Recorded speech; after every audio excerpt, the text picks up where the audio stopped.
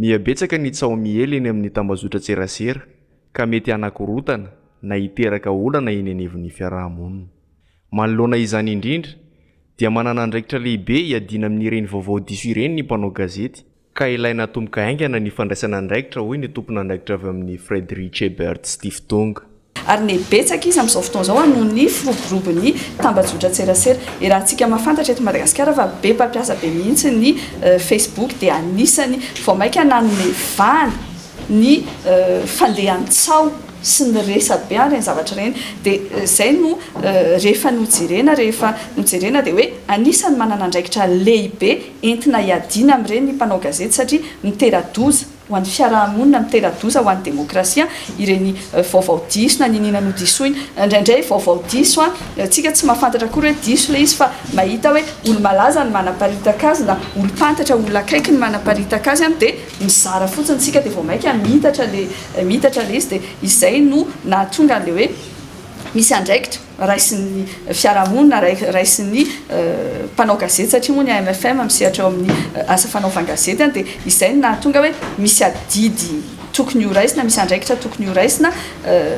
tsy isika eto Madagasikara rirany koa ny vao manokana io isika raha ny azo lazaina hoe tara eo amin'io resaka io satria any amina firenena maro tsy eto Afrika manerana an'izao tontolo izao efa raha mahita ianareo gazety maro ny efa manana ilay antsointsika hoe rubrique resaka vérification des faits, fact checking raha mijery nareo amin'ny TF1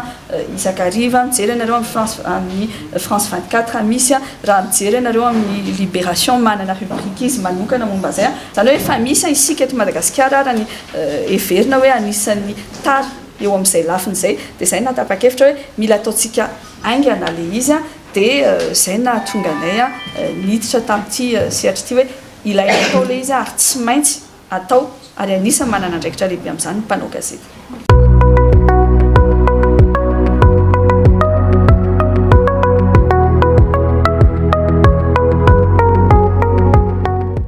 Androany no nanatanterahana ny andiany voalohany amin'ny hetsika fampananana asan'ireo olona manana fahasembanana.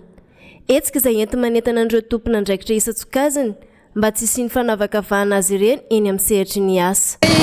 Comité de pilotage izy mba hanantanana indrindrandrindra ny mpampiasa eto Madagasikara fa na dia misy asany fahasembanana dia tsy tokony ho sakana izany amin'ny ananan'ny olona manana fahasembanana asa mananjory asa ary rehefa tonga eo amin'ny tsenan'ny asa ny olona rehetra dia tsy ny toe-batana na ny toe-tsaina no tokony jerena fa ny traikefa izay ananany. Izay no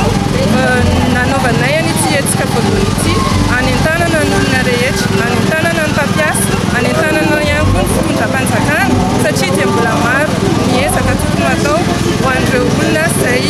olom-pirenena toy ny olon-drehetra ihany koa. Ny tanjon'ity forum ity dia ity première édition ity dia natao ny fampahafantarana ny tontolon'ny fahasembanana sy hoe ahoana ny olona manana fahasembanana rehefa eo amin'ny sehatry ny asa.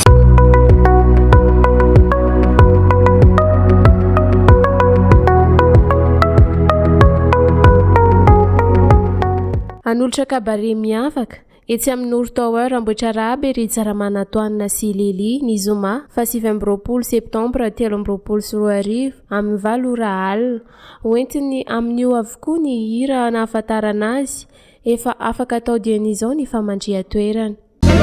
Eranao amin'ny Tsaramanatoanina sy Lily ny zoma ho avy zao ao amin'ny Nord Tower Ambohitraraba anomboka amin'ny 7 ora mifampisehoana tapakila tsotra 3 alina ariary famandria-toerana 4 alina ariary tongava maro.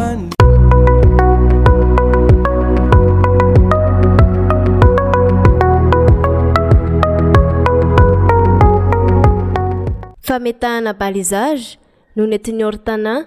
nanamarika ny andro iraisam-pirenena ho an'ny fizahan-tany ny omaly 17 septambra.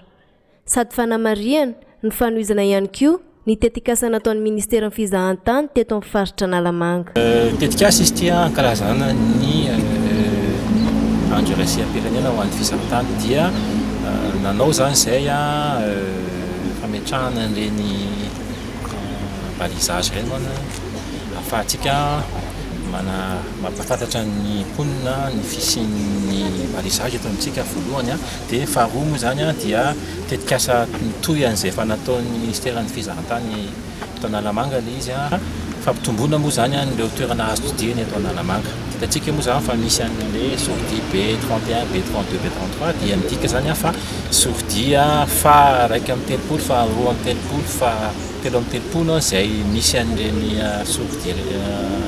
marika reny zany eto amin'ny faritra Analamanga ary entina ampahafantarana ny toerana izay azo tsidihana manatantara ary fibeazana fanabeazana ny mponina zany anaraka nireny marika azy ireny mba ahafahany mahita ny lalana izay tokony izorana ao anatina valaja-paboarina anaty toerana manatantara.